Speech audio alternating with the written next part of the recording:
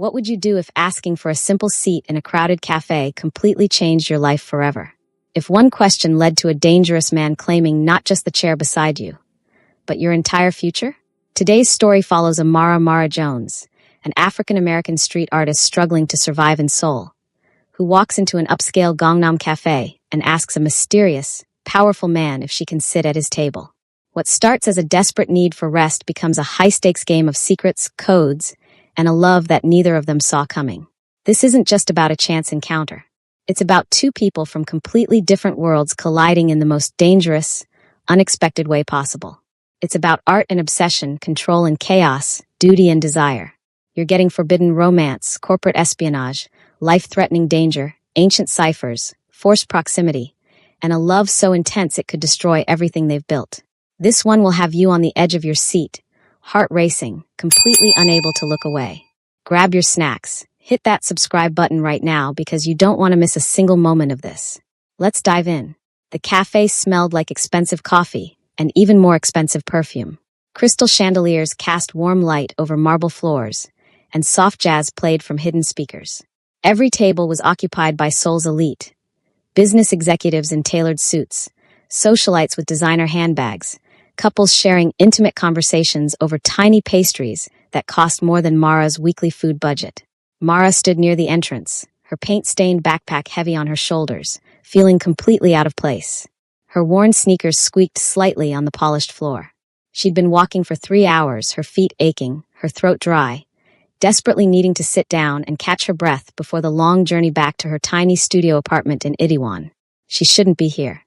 This place wasn't for people like her, migrants scraping by on street art commissions and the occasional teaching gig. But the November rain had started without warning, and this was the closest shelter. She had maybe enough one in her pocket for a single Americano if she was lucky. Her eyes scanned the crowded space, looking for any available seat, any corner where she could rest for just 20 minutes. That's when she saw him. A man sat alone at a large table near the window, perfectly positioned away from the crowd. The table could easily fit 6 people, but he occupied it like a king on a throne, completely unbothered by the scarcity of seating around him. He wore a charcoal gray suit that probably cost more than her entire year's rent, tailored so perfectly it seemed like a second skin. His black hair was styled back, revealing sharp features and a jawline that could cut glass. But it was his presence that made her pause. Something about the way he sat, utterly still, completely focused on the tablet in front of him, commanded respect. The air around him seemed different, heavier. People walking past his table unconsciously gave it a wider berth, as if approaching him required permission they didn't dare ask for. Mara had lived in Seoul for 2 years. She'd learned to read the hierarchy, the unspoken rules. This man was dangerous. Not in a violent way, in a powerful way. The kind of person who made decisions that changed lives with a single word. She should walk away. Find another cafe, another seat, anywhere else. But her feet hurt so badly. And that table had 5 empty chairs. Taking a deep breath, Mara walked toward him, her heart hammering. As she got closer, she noticed more details. The Patek Philippe watch on his wrist. The subtle tattoo peeking out from under his collar. Unusual for someone so corporate. The way his fingers moved across the tablet screen with decisive, controlled movements. She stopped at the edge of his table. He didn't look up. "Excuse me," she said in her heavily accented Korean, the words feeling clumsy in her mouth. "Can I sit here?" For a long moment, he didn't respond. The jazz music seemed to fade. Mara felt her face heating up, embarrassment creeping in. She was about to turn away when he finally raised his head. His eyes hit her like a physical force. Dark, intense, calculating. They swept over her in a single, comprehensive glance that somehow cataloged everything. Her paint-stained jeans, her fraying backpack, the exhaustion in her face, the defiance in her posture. When he spoke, his English was flawless, with a slight British accent that surprised her. "Only if you stay with me. For the duration of my meeting." Mara blinked. "What? You heard me." His voice was calm, measured, with an underlying authority that made it clear he wasn't asking. "Sit. Stay until I'm finished here. Those are the terms." That's weird," Mara said, her exhaustion making her more honest than wise. "I just need a chair for like 20 minutes. Then you'll have no problem accepting my condition." He gestured to the seat directly across from him. "Or you can keep standing." Something in his tone made it clear this wasn't a negotiation. Mara's pride bristled, but her aching feet won. She slid into the chair, dropping her backpack beside her. "Thank you," she muttered. He returned his attention to his tablet, as if she'd already ceased to exist. A waiter appeared almost instantly. Where had he even come from? And the man ordered without looking up. "Espresso. Double. And whatever she wants." The waiter turned to Mara expectantly. She froze, calculating costs in her head. "Americano is fine," she said quietly. "Small. Large," the man corrected, still not looking at her. "And the honey almond croissant. 2 of them." "I didn't," Mara started. "You haven't eaten today." It wasn't a question. His eyes finally lifted to meet hers again, and there was something unsettling in that gaze. Something that saw too much. "Am I wrong?" Mara's throat tightened. How could he possibly know that? The waiter left before she could protest. An uncomfortable silence settled over the table. Mara pulled out her phone, trying to look busy, but she was intensely aware of him, of the way he held himself, of the subtle tension in his shoulders that suggested coiled energy ready to spring. "You're Amara Jones," he said suddenly. Her head snapped up. "How do you know my name?" "You sign your murals." "Mara. The warehouse on Chongyecheon. The underpass near Dong Demon. The abandoned factory in Mully." His fingers stilled on the tablet. "Your work is distinctive. Chaotic but deliberate. Beautiful but coded." A chill ran down Mara's spine. "You've been following me? I've been aware of you." He set the tablet down, giving her his full attention for the first time. "My name is John Hyung-sik. You can call me Jay." "I don't want to call you anything," Mara said, her instincts screaming at her to run. "I just wanted a seat. And I just want information." Jay leaned back in his chair, completely relaxed, but his eyes never left hers. "Tell me about the mural you painted 3 nights ago. The one on the condemned warehouse in Seongsadong." Mara's blood went cold. That mural had been special. Personal. She'd spent weeks researching, incorporating elements of Joseon-era art into a modern street piece. It was one of her most complex works, layered with historical references that most people would never catch. "It's just art," she said carefully. "It's a cipher." Jay's voice remained calm, almost conversational. "A very old one, modified for modern use. The patterns reference a 16th century court code used by royal painters to hide messages from the king's enemies. You embedded coordinates, dates, and transaction details into what looks like decorative elements." Mara's mouth went dry. "I don't know what you're talking about." "Yes, you do." He tilted his head slightly, studying her. "The question is whether you knew what you were painting, or if someone fed you the design." "Nobody fed me anything." The words came out more defensively than she intended. "I research historical art. I incorporate it into my work. That's what I do. If there's some coincidence." "There's no coincidence." Jay pulled out his phone, tapped the screen a few times, then turned it toward her. Mara's mural filled the display. But overlaid on top of it was a translucent diagram showing highlighted sections, connected with lines and annotations in Korean. The breakdown revealed exactly what he'd described. Her artistic choices mapped to a complex code. "That warehouse," Jay continued, putting the phone away, "is owned by a shell company connected to one of the largest art smuggling operations in East Asia. Your mural, intentionally or not, contains the complete details of their next transaction. $72 million in stolen Joseon-era artifacts, set to move in 72 hours. The cafe seemed to tilt around Mara. "I didn't. I would never. I believe you." His voice softened slightly. "You're an artist, not a criminal. But someone used you. Someone who knew you'd be drawn to that warehouse, who knew your research habits, your aesthetic preferences. They planted the right references where you'd find them, knowing you'd incorporate them into your work. Why would anyone do that?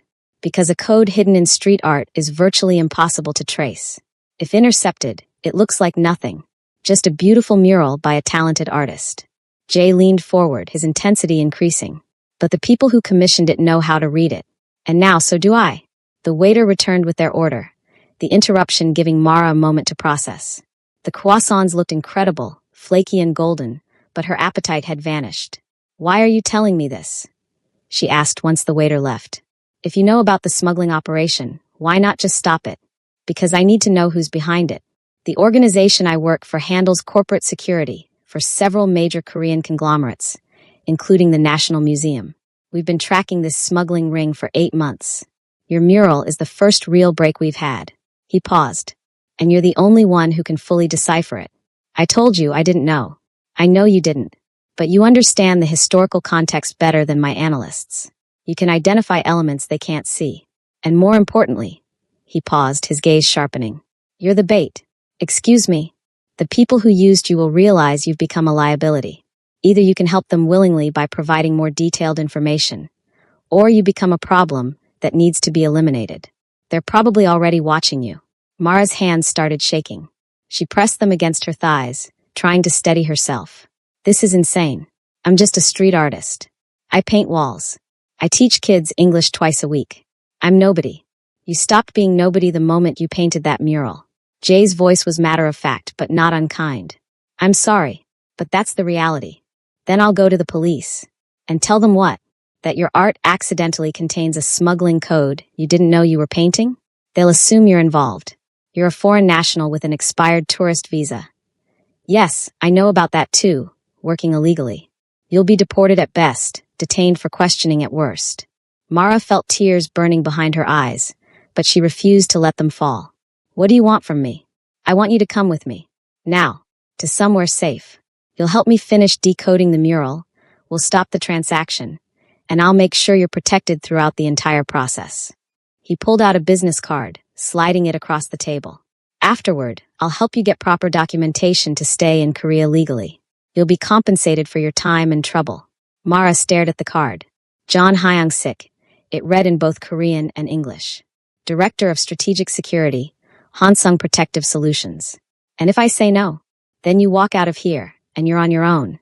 His expression didn't change, but something in his voice hardened. But I should mention that across the street, there's a black sedan that's been parked there since you arrived. 2 men inside. They've been watching this cafe very carefully. Mara's heart stopped. Slowly, trying not to be obvious, she glanced toward the window. There, exactly as he'd described. A black sedan with tinted windows, 2 silhouettes visible in the front seats. They're not my people, Jay said quietly, which means they're the people who used you, and they're waiting to see what you do next. The croissants sat untouched on the table. The coffee steamed gently, filling the air with its rich aroma. Everything looked so normal, so safe. But Mara felt like she'd stumbled into a nightmare. How do I know you're telling the truth? Her voice came out smaller than she intended. How do I know you're not the dangerous one? Jay smiled then, a brief, almost sad expression. You don't. But consider this, if I wanted to hurt you, I wouldn't have bought you breakfast first. He stood up, buttoning his suit jacket with smooth, practiced movements. The choice is yours, Amara. But you need to make it in the next 60 seconds, because those men across the street just received a phone call, and now they're getting out of the car. Mara's eyes snapped to the window. He was right. The sedan doors were opening. 2 men in dark clothing emerged, their attention fixed on the cafe entrance. Every instinct screamed at her that this was wrong, that she should run, that trusting this stranger was insane. But where would she run to? Her apartment? They probably already knew where she lived. Jay extended his hand. 60 seconds, Mara.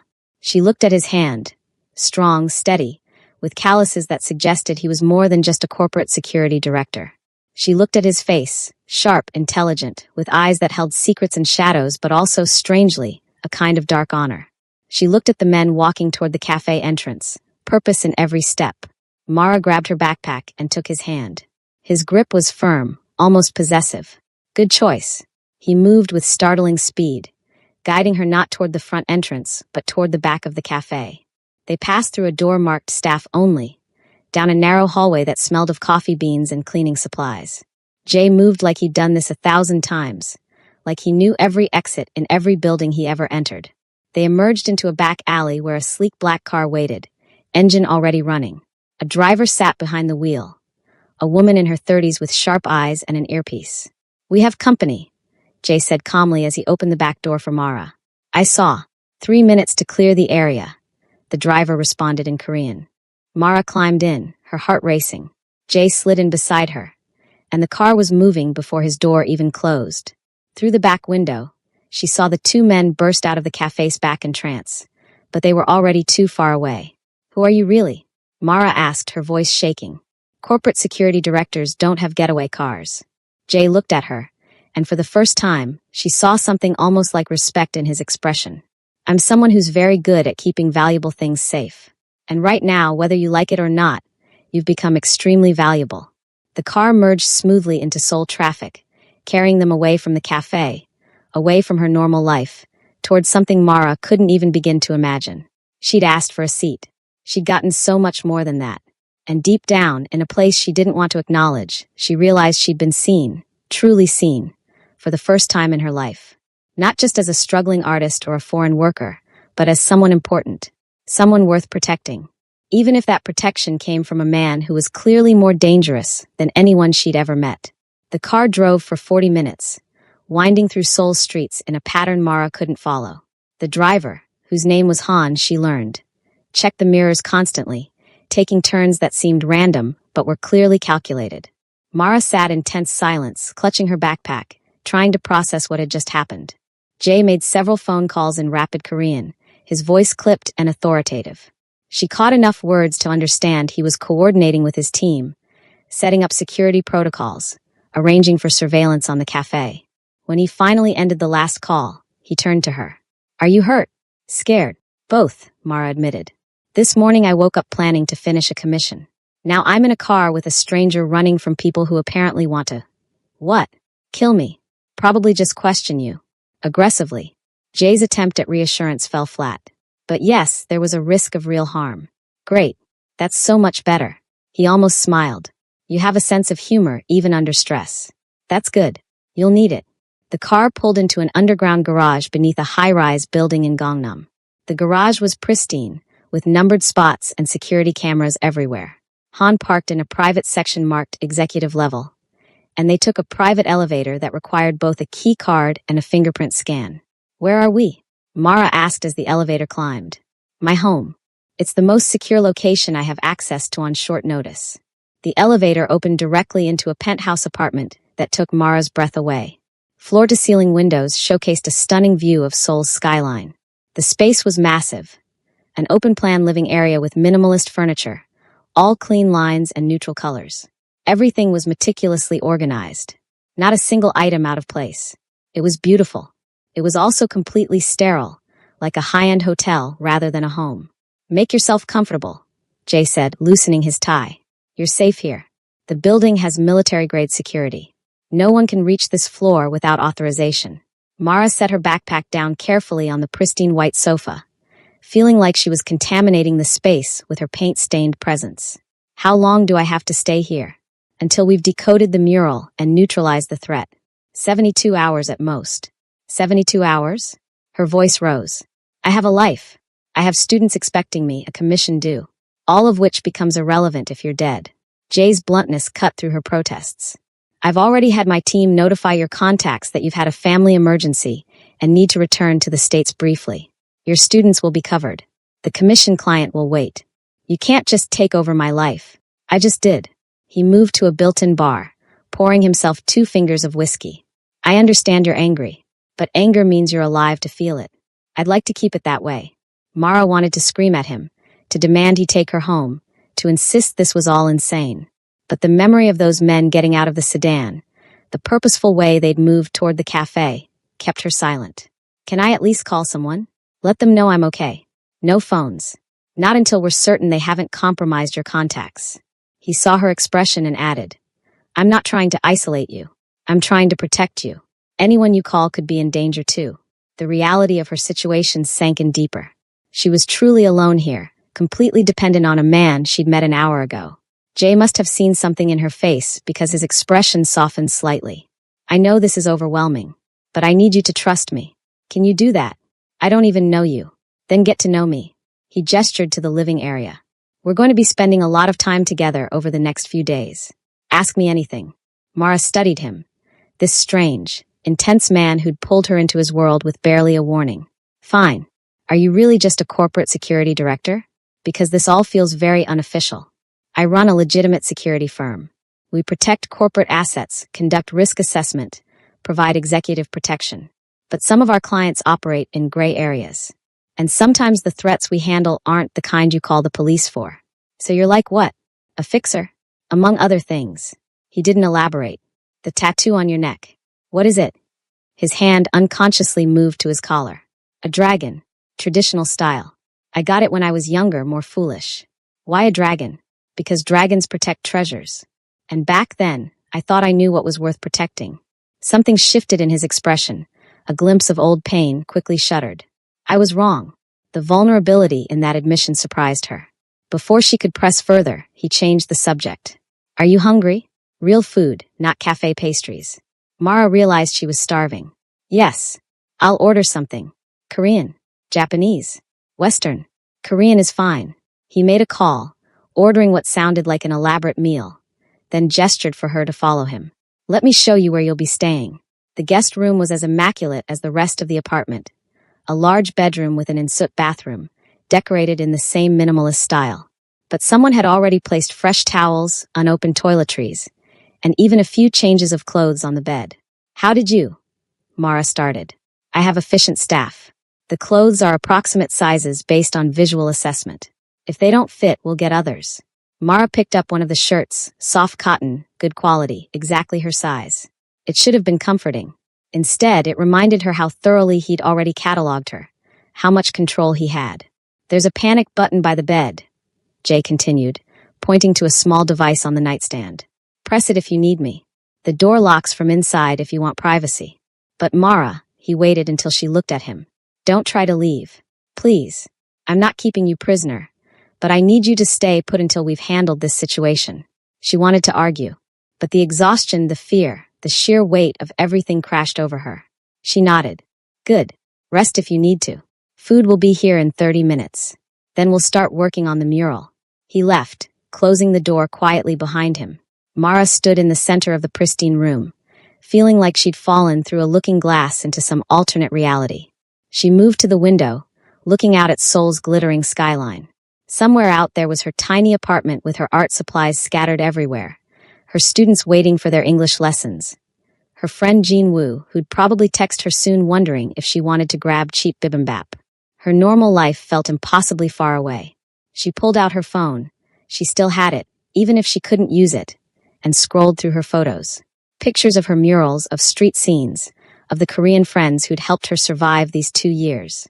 Evidence of the life she'd built here, fragile but hers. A knock at the door startled her. Food's here, Jay called. Mara put her phone away and opened the door. Time to face whatever came next. The meal was incredible. Jajangmyeon, tangsuyuk, jampong dumplings, enough food for 5 people. Jay set everything out on the dining table with surprising care, handling the containers like they mattered. You ordered too much, Mara said. I didn't know what you liked. He handed her chopsticks. Eat whatever appeals to you. They ate in silence for a while. Mara was too hungry to maintain her anger, and the food was too good. She caught Jay watching her a few times, his expression thoughtful. What? She finally asked. You eat like someone who's learned not to waste food. It wasn't a question, but she answered anyway. I grew up with a single mom in Baltimore. Money was tight. Then I moved here with nothing but savings from 2 years of waitressing. I know what hungry feels like. Why Seoul? Why not? She met his gaze. I studied art history in college, fell in love with Korean traditional painting, applied for a teaching position, didn't get it, came anyway as a tourist and never left. That's brave. Or reckless. Both. She smiled slightly. My mom thinks I'm insane. She wanted me to come home, get a stable job, settle down. But I couldn't. This city, she gestured toward the window, it makes me feel alive in a way Baltimore never did. And the street art is how I survive, and how I connect with this place. I can't read every sign, can't always follow every conversation, but I can paint. Art is universal. Jay nodded slowly. I understand that. The feeling of not quite fitting into the world you're supposed to inhabit. Do you not fit? She couldn't keep the skepticism from her voice. You seem pretty comfortable in your fancy penthouse with your security empire. Comfortable and fitting are different things. He set down his chopsticks. I was supposed to be a lawyer. 3rd generation. My grandfather was a judge, my father a prosecutor. But I didn't want to argue cases in courtrooms. I wanted, he paused, searching for words. Action. Solutions. To fix problems instead of just talking about them. So you became a security director. Eventually. First I was other things. Learned other skills. He didn't elaborate, but the way he said it suggested a darker past. My family was disappointed. Still is. But you're successful. Success and approval aren't the same thing either. They locked eyes across the table, and Mara felt a strange kinship with this complicated man. Both of them outsiders in different ways. both of them building lives that didn't match what others expected. The moment stretched, charged with an unexpected understanding. Jay broke it first. We should get to work. I need to see the mural analysis. He led her to a home office that was pure functionality. Massive monitors, high-end computer equipment, a large digital drawing tablet. He pulled up images of her mural from multiple angles, along with the analytical overlay he'd shown her at the cafe. Tell me about your research process, he said, pulling up a chair beside her. What sources did you use for this piece? Mara settled into the familiar territory of discussing her art. I started with the traditional court painting techniques from the Joseon dynasty. The use of symbolic animals, the color hierarchies, the compositional rules. I found this amazing blog that detailed how royal painters would hide messages in their work during periods of political tension. What blog? She pulled up her phone's browser history, scrolling back. Here, Hidden Voices of the Past. It had incredible detail about the cipher systems, with examples from actual historical paintings. Jay took the phone, his expression darkening as he examined the site. When did you find this? About 3 weeks ago, right before I started planning the warehouse piece. He tapped rapidly on his keyboard, running searches. His face went grim. This site was created 5 weeks ago. It's a ghost, no prior web presence, registered through anonymous services, hosted on servers that mask the real location. Mara's stomach dropped. So someone made it, just for me to find. They made it for someone like you to find. An artist with your interests, your research patterns. They seeded it into the right forums, the right search results. And you took the bait. I feel so stupid. Don't. It was sophisticated social engineering. They understood how artists think, how you'd be drawn to this specific information. He pulled up another screen, showing a breakdown of her mural with annotations. Walk me through each section. Tell me what you intended versus what's actually encoded. For the next 3 hours, they worked together, dissecting her art piece by piece. Mara explained her artistic choices, while Jay mapped them to the hidden code. It was painstaking work, requiring her to remember every decision, every brushstroke. As they worked, she became aware of him in ways that had nothing to do with fear. The way he leaned forward when concentrating, the subtle scent of his cologne, the careful way he listened to her explanations. He treated her artistic knowledge with respect, never dismissing her insights even when they seemed tangential. Here, she said, pointing to a section with intertwined flowers. I used plum blossoms and chrysanthemums together because they represent different seasons meeting. It's not traditional, but I thought it looked beautiful.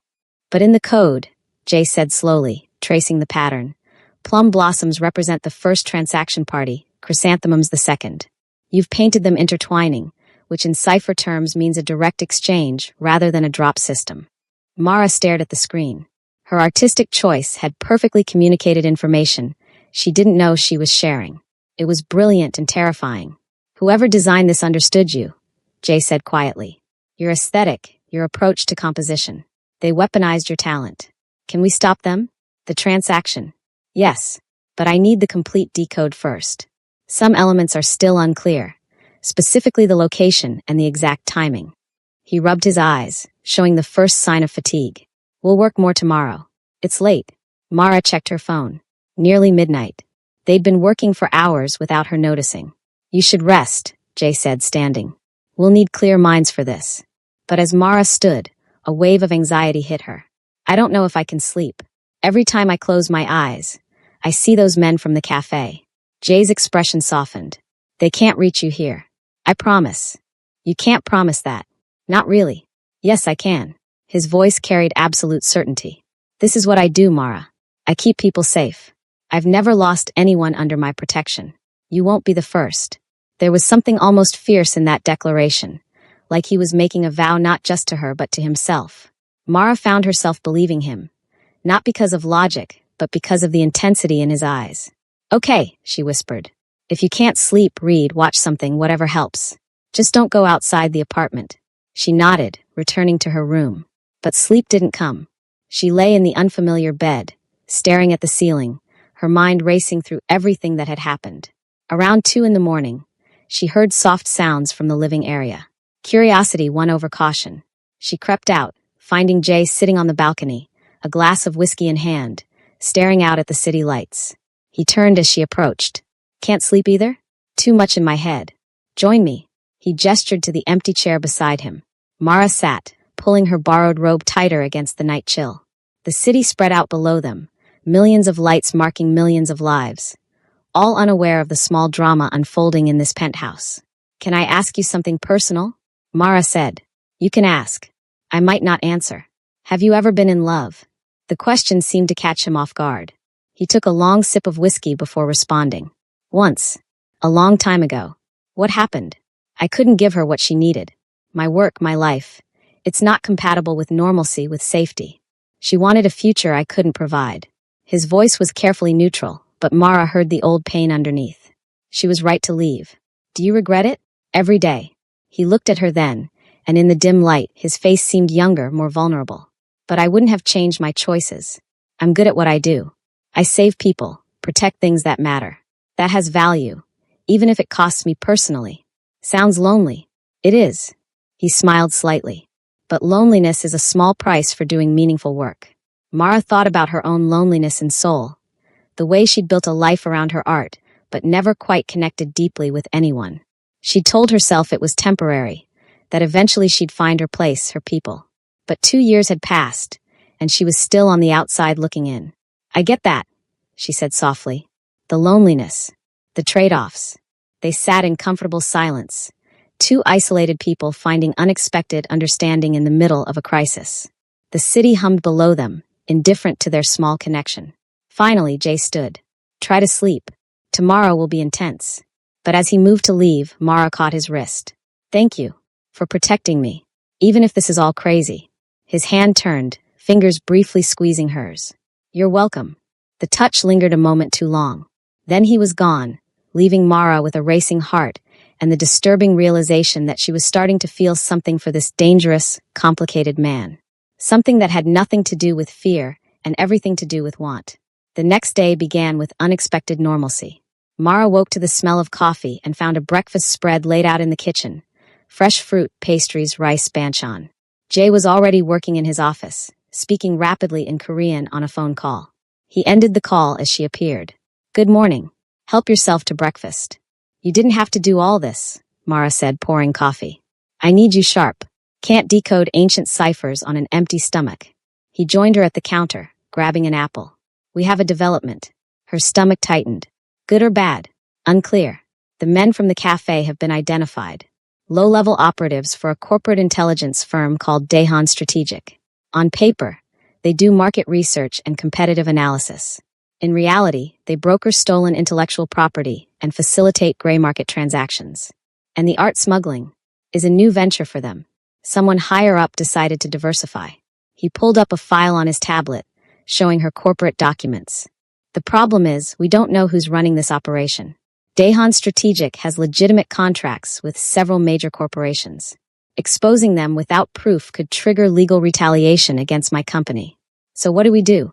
We finish the decode. We identify the exact transaction details. And then we intercept it in a way that looks like a routine customs inspection or police operation. Clean, untraceable back to us." Mara sipped her coffee, processing. "You've done this before. Worked in the shadows, making things happen without anyone knowing you were involved. It's the most effective way to solve certain problems. And the most morally gray."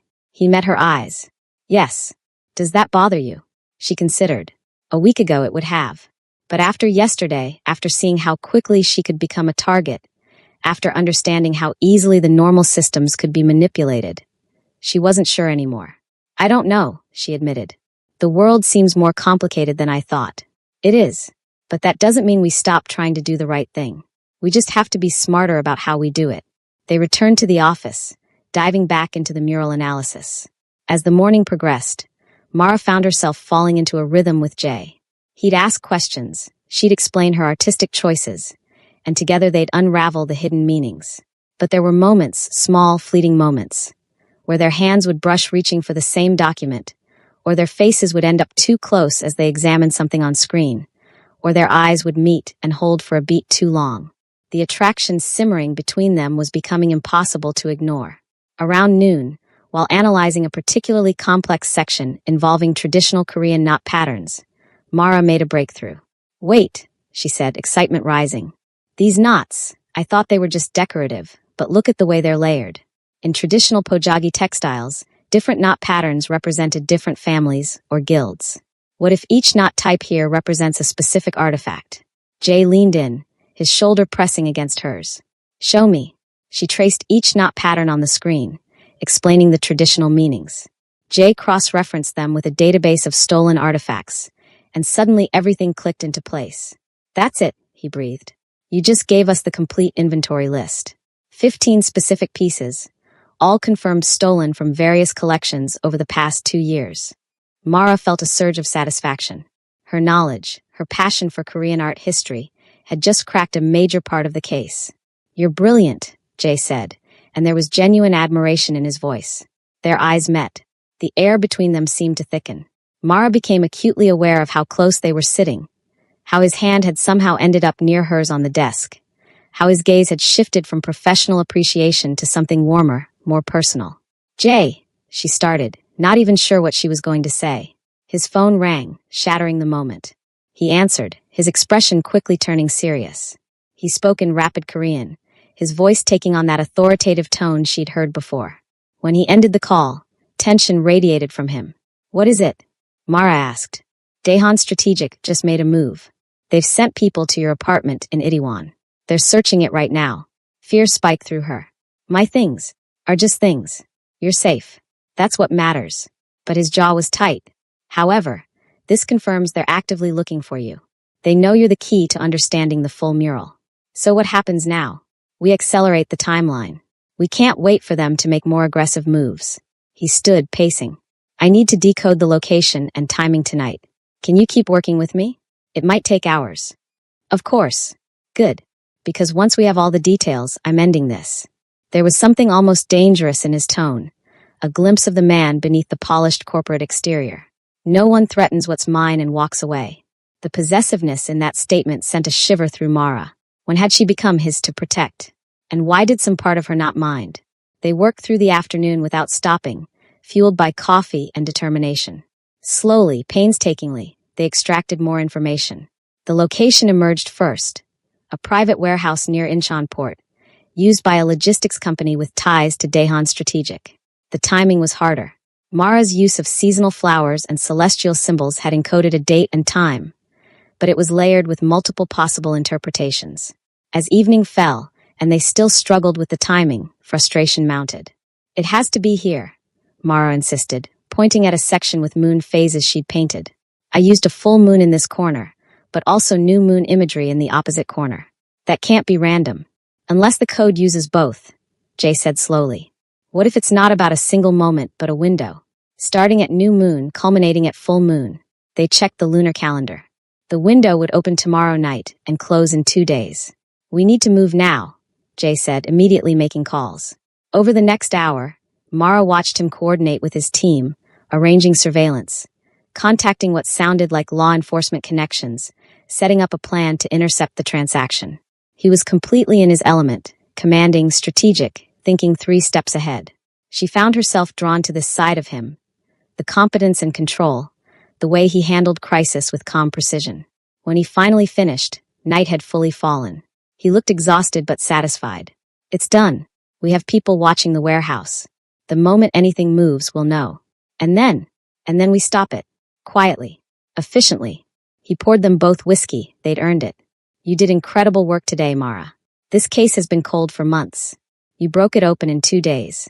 She accepted the glass, their fingers brushing. I just explained my art. You did more than that. You helped take down a smuggling operation that's stolen millions in cultural artifacts. He raised his glass. To unexpected partnerships. To survival, she countered. They drank, the whiskey burning pleasantly down her throat. The tension that had been building all day seemed to crystallize in the quiet of the evening, in the intimacy of shared accomplishment. Can I ask you something? Mara said, emboldened by exhaustion and alcohol. Earlier, when you got that call about my apartment, you said, what's mine? Did you mean that? Jay's expression shifted, becoming more guarded. It's a figure of speech. You're under my protection. It didn't sound like a figure of speech. He held her gaze, and she saw the internal battle playing out. Finally, he spoke, his voice low. I don't form attachments easily. My work, my life, it doesn't allow for it. But you, he paused, seeming to weigh his words carefully. You've gotten under my skin in a way I didn't anticipate. Mara's heart hammered. Is that a problem? It could be. Attachment creates vulnerability. And in my world, vulnerability gets people hurt. I'm already hurt. Or at least in danger. She moved closer, closing the distance between them. Maybe a little more vulnerability isn't the worst thing. Mara, her name came out like a warning. You don't know what you're asking for. Then tell me. The air between them crackled with tension. Jay's control was visibly fraying, his careful walls cracking under the weight of whatever he was feeling. I'm not a good man, he said quietly. I've done things that would horrify you, made choices that haunt me. The reason I'm so good at protecting people is because I know exactly how dangerous the world can be. I've been that danger. I don't believe you're as bad as you think you are. You barely know me. I know you've kept me safe. I know you respect my work. I know you could have handled this situation a dozen different ways, but you chose to protect me rather than just use me. She reached out, her hand resting on his chest, feeling his heartbeat. I know when you look at me, I feel seen in a way I haven't felt in years. His hand came up, covering hers, pressing it more firmly against his chest. His heartbeat was racing. This is a bad idea, he said, but he wasn't pulling away. Probably. We're in the middle of a dangerous situation. I know. You're going to leave when this is over. Go back to your life. Something about that statement hurt more than she expected. Is that what you want? His other hand came up, cupping her face with surprising gentleness. What I want and what's smart are two different things. Stop being smart then. Just for a moment. For a heartbeat, they balanced on the edge. Then Jay closed the distance, his lips meeting hers in a kiss that was both controlled and desperate, like he'd been holding back for too long and finally couldn't anymore. Mara melted into him, her hands sliding up to his shoulders, then into his hair. The kiss deepened, 2 days of tension and attraction and adrenaline finally finding release. When they finally broke apart, both breathing hard, Jay rested his forehead against hers. This complicates everything, he murmured. I don't care. He pulled back enough to look at her, his eyes dark with want and something that looked like fear. I do. Because now I have even more reason to keep you safe. And that makes me dangerous. To who? To anyone who tries to hurt you. The fierce protectiveness in his voice should have scared her. Instead, it made her feel cherished in a way she'd never experienced. Stay with me tonight, he said, and it wasn't entirely clear if it was a request or a command. Not for, just stay. I need to know you're close. Mara nodded, unable to speak past the emotion in her throat. They moved to his bedroom, larger than the guest room, but still minimalist. The bed was perfectly made, the surfaces clear of personal items. It was like he didn't really live here, just existed in this space between missions or cases, or whatever he called the things he did. They lay down together, still clothed, and Jay pulled her against him, her back to his chest, his arm wrapped protectively around her waist. Sleep, he murmured into her hair. Tomorrow might be difficult, but Mara couldn't sleep. Her mind raced with too many thoughts. The danger still lurking, the case they'd cracked, the feel of Jay's body against hers, the way everything had shifted between them so quickly. Jay, when this is over, what happens to us? His arm tightened around her. I don't know, but I'd like to find out. It wasn't a promise. It wasn't even close to certainty. But it was something, and right now, something was enough. Eventually, exhaustion won. Mara drifted off in the arms of a dangerous man who'd somehow become her safety, wondering how her life had become so beautifully, terrifyingly complicated in just 2 days. Mara woke to urgent voices and the gray light of early morning. She was alone in the bed, Jay's side already cold. Panic spiked through her before she heard his voice from the living area. Calm, commanding, very much in control. She threw on the robe and emerged to find Jay on the phone, fully dressed in tactical black clothing she hadn't seen before. He looked different. Harder, more dangerous. The corporate veneer had been completely stripped away. Han was there too, along with 2 other people in similar tactical gear, all gathered around laptops, showing what looked like surveillance footage. Jay saw her and immediately moved to her side. There's been a development. What kind of development? The transaction moved up. It's happening now. There at the warehouse. Mara's eyes widened. Right now, we have a team in position. Local police are coordinating with customs officials. It'll look like a routine inspection that happened to catch something suspicious. His hand found hers, squeezing briefly. But there's a complication. Of course there was. What complication? They have someone with them who matches your description. Another African-American woman, roughly your age and build. Mara's blood went cold. They found someone to replace me? More likely they grabbed someone to use as leverage or a decoy. We don't know yet. His jaw tightened. But it means we can't wait.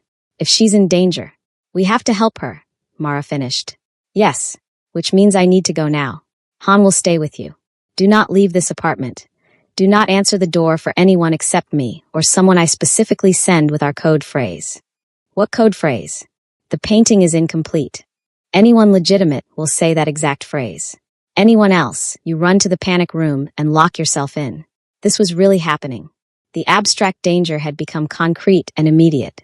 Be careful, Mara said, and was surprised by how much she meant it, how much the thought of him in danger made her chest tight.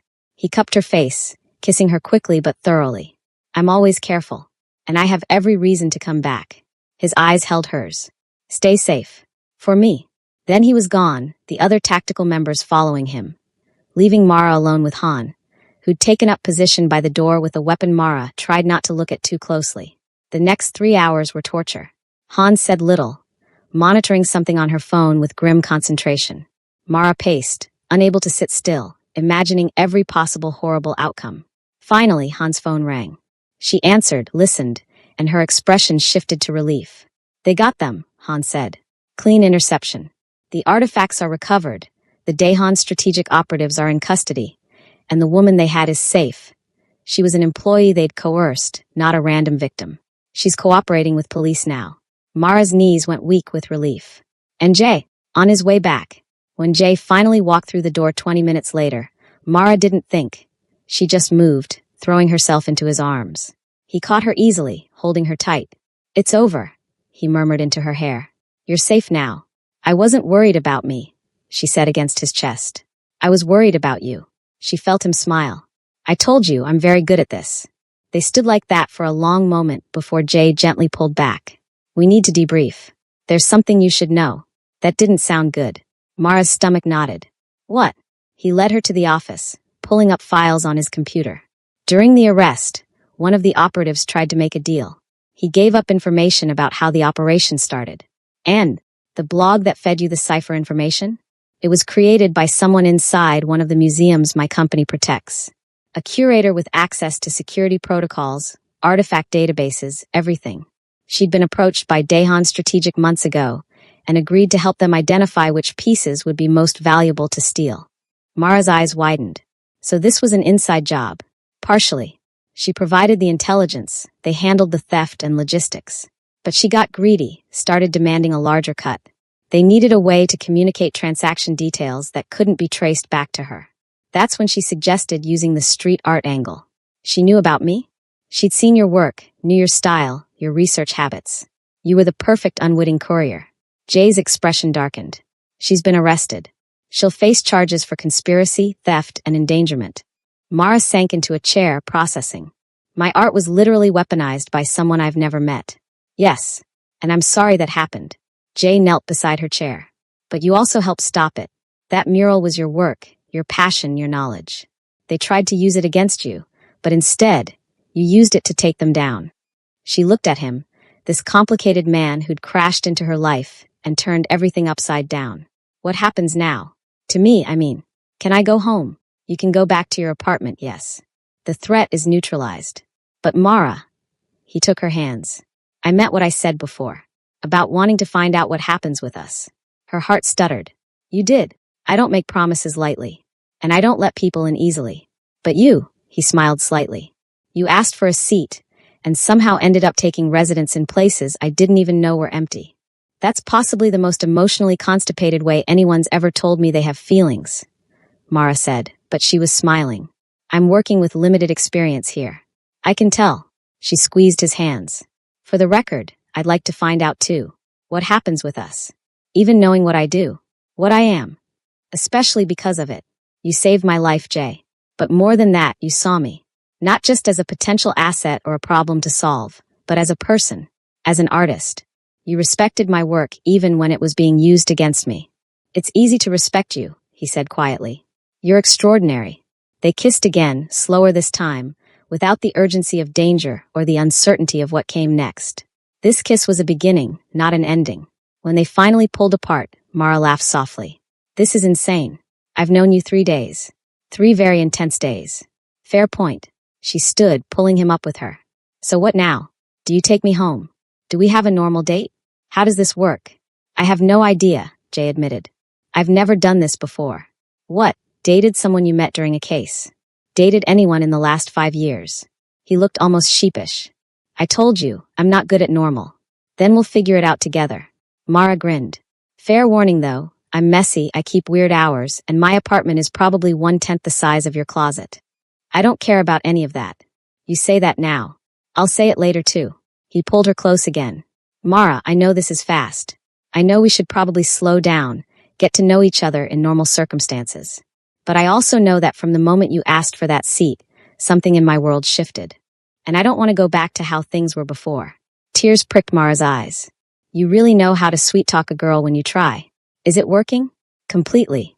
2 weeks later, Mara stood in front of a freshly painted wall in Hongdae, putting the finishing touches on her latest mural. This one was purely hers. No hidden codes, no secret messages. Just art for art's sake, vibrant and free. It's beautiful, Jay said from behind her. She turned, paintbrush still in hand, to find him leaning against his car, arms crossed, watching her with that intense gaze that still made her heart skip. You're biased, she said. Probably, but it's still beautiful. He'd been true to his word. Over the past 2 weeks, they'd navigated the strange territory of building a relationship after their chaotic beginning. He'd helped her secure a proper visa, calling in favors, cutting through red tape. She'd introduced him to her world. Cheap street food, late-night art sessions. Her friend Jean Wu, who'd been initially suspicious, but had warmed up after Jay had casually mentioned he could get tickets to a sold-out K-pop concert. They were an unlikely pair. But somehow it worked.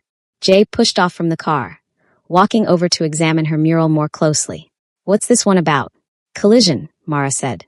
When 2 different things come together and create something new, something unexpected. Is that your artistic way of talking about us? Maybe.